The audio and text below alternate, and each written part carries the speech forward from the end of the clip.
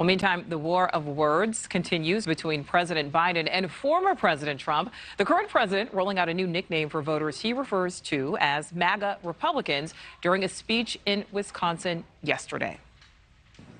The biggest contrast from what MAGA Republicans, the extreme right, the Trumpies, but the extreme MAGA Republicans in Congress have chosen to go backwards, full of anger, violence, hate, and division.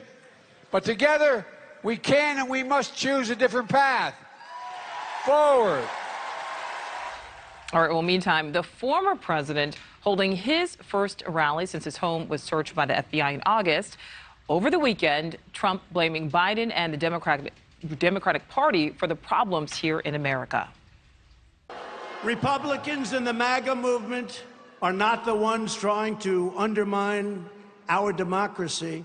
We are the ones trying to save our democracy. Very simple. Very simple. Very simple. The danger to democracy comes from the radical left, not from the right. Not from the right. All right, so joining us now, Nichole Berlie, White House columnist with our partners at The Hill. Nichole, we appreciate you being here. So we just heard, from President Biden, former President Trump, Biden doubling down on his criticism of what he's calling the MAGA wing of the GOP.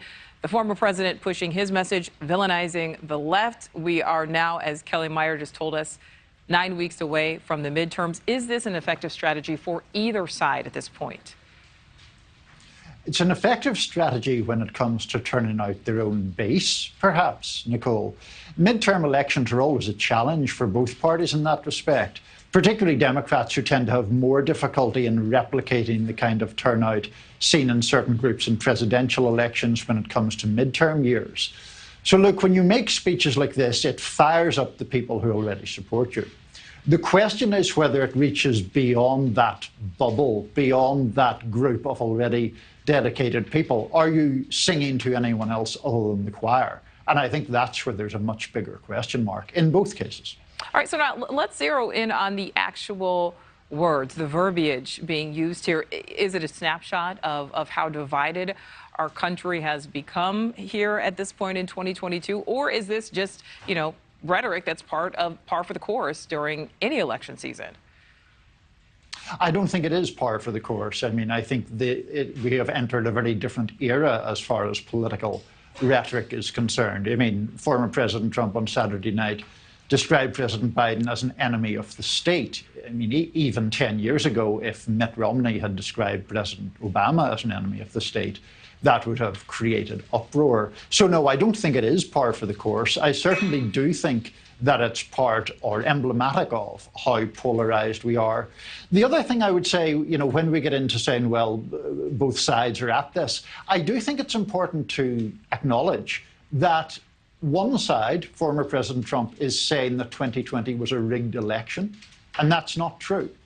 And that untruth undermines the legitimacy, not just of President Biden, but of elections generally speaking. And I think that is very clearly a break with any kind of tradition that we've seen in the past. Yeah, and it certainly makes one wonder what the rhetoric will be like in 2024 ahead of that presidential election. All right, Nichole Berlie, thank you as always. Thank you for watching. Go to newsnationnow.com to find NewsNation on your television provider. And don't forget to click the red subscribe button below to get more of NewsNation's fact-driven, unbiased coverage.